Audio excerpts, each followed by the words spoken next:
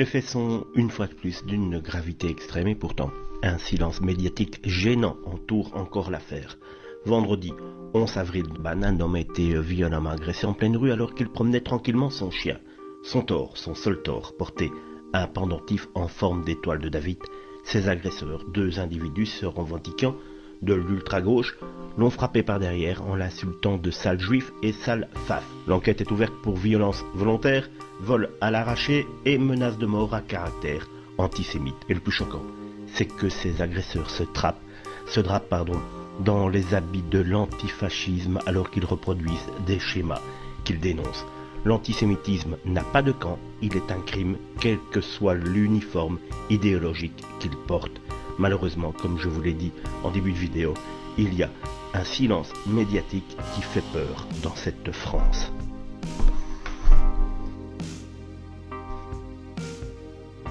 Mais le marxisme a toujours été le parti de l'étranger, ça a toujours fonctionné comme ça, c'est-à-dire le parti de la haine de la France. Alors il aime tous les pays, il nous a fait une liste, oui.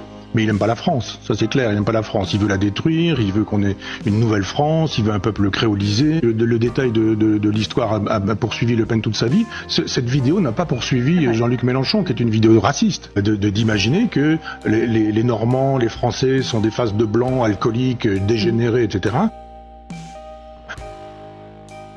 À la une ce matin, les manifestations pour défendre l'état de droit à l'appel d'ONG et de syndicats ont viré au fiasco. Hier, SOS Racisme, la LDH, le PS rassemblaient les foules. Aujourd'hui, les mobilisations ne donnent pas la moindre sueur froide à un agoraphobe. Refuse qu'une cible soit mise dans le dos de magistrats, mais semble pas choqué quand la statue de la République est dégradée pendant leur manifestation.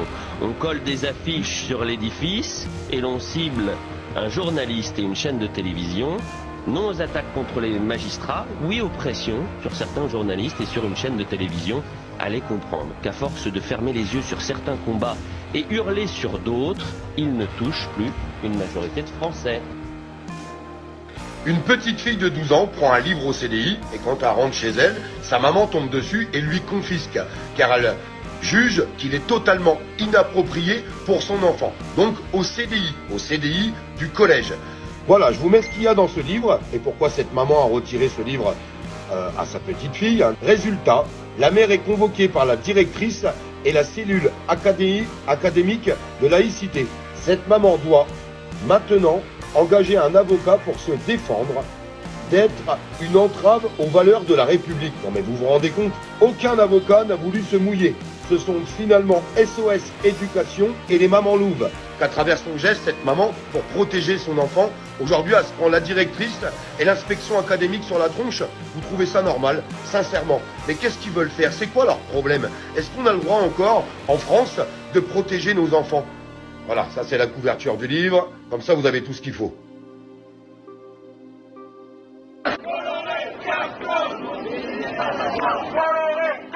Qu'est-ce qu'ils sont fatigants, ces militants d'extrême gauche, toujours là, à hurler, à bloquer, à décider à la place des autres. Maintenant, voilà que c'est l'éditeur Fayard qu'ils viennent harceler au salon du livre, parce que bien sûr, ils savent ce qu'on doit lire, publier, penser, dire et surtout ce qu'il ne faut pas dire. Et après, ils osent traiter les autres de fascistes. Mais ouvrez les yeux 2 secondes, qui empêche les débats, qui impose la pensée unique, qui terrorise les espaces publics. Ce sont bien eux, les gens d'extrême gauche, c'est toujours eux. Le vrai fascisme, il est en noir, masqué et avec un mégaphone.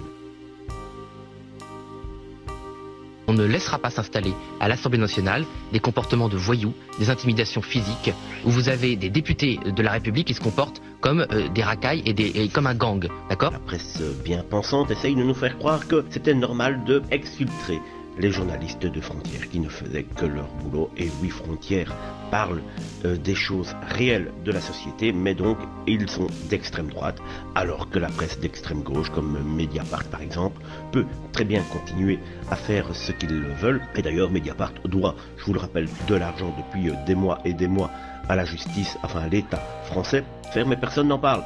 Mais Jean-Philippe Tanguy n'a dit que les choses réelles. Le comportement de ce qu'il s'est passé cette semaine à l'Assemblée Générale est un comportement de voyous. Il le dit très clairement. Ils se sont mis à plusieurs députés pour faire peur aux journalistes frontières. On peut être en désaccord avec des gens, on ne les intimide pas physiquement, on ne les prend pas à partie, on ne réunit pas entre 80 et 100 personnes pour insulter, intimider 2 ou 3 personnes. Il y a même eu des insultes homophobes, mais une fois de plus, cela vient de la gauche, donc c'est sans doute un petit peu festif de traiter des gens de cette manière. J'ai un ami personnel, et il y a les images en ligne, qui s'est fait traiter avec des insultes homophobes.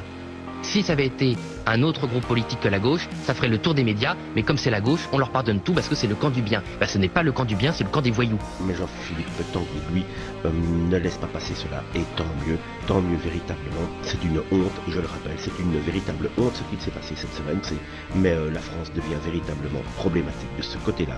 On n'arrête pas de mettre en avant des voyous, tout simplement, qui font et qui mettent le bordel en France. Ça, ce sont des comportements qui n'ont rien à faire à l'Assemblée nationale. Et toutes les personnes, les honnêtes gens qui verront ces images, comprendront pourquoi le Rassemblement national a protesté. La vraie question, c'est pourquoi ça n'a pas été diffusé sur toutes les antennes. Et la vraie question, c'est pourquoi la droite et le centre ont une fois plus couvert les violences, les abus, les intimidations, parce que c'est leurs copains et parce qu'il ne faut pas déplaire aux socialistes.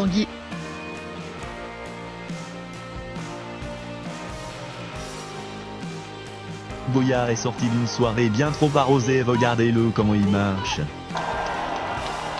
Résistance, résistance, résistance, résistance, résistance, résistance. C'est ridicule, ça n'est pas la France insoumise, c'est la France bourrée. Ces gens-là ne savent même plus marcher droit. Et oui, parce que eux, ils ne marchent pas droit, ils ne respectent pas les règles. Ces gens-là, il faut le rappeler, Louis Boyard surtout, avant qu'il soit élu député de la République, c'était un dealer. Oui, un dealer. Pourquoi? Pour arrondir ses fins de mois. En plus de ça, il n'était pas à plaindre, il faut le dire. Et là, on le voit encore une fois, ridicule, en train de se balancer de gauche à droite et de faire le mariole dans des manifestations qui ne servent à rien. Ces gens-là n'ont jamais changé le pays. Au contraire, ils aggravent la situation avec leurs lois toujours plus permissives, tout leur laxisme, il faut le dire. Ces gens-là ne vont jamais rien résoudre, ils sont là pour empirer la situation et faire disparaître la France de la carte. C'est leur plan secret qu'ils ne veulent pas nous dévoiler, mais sur Eclinius, nous avons fait des recherches poussées, c'est ça qu'ils veulent.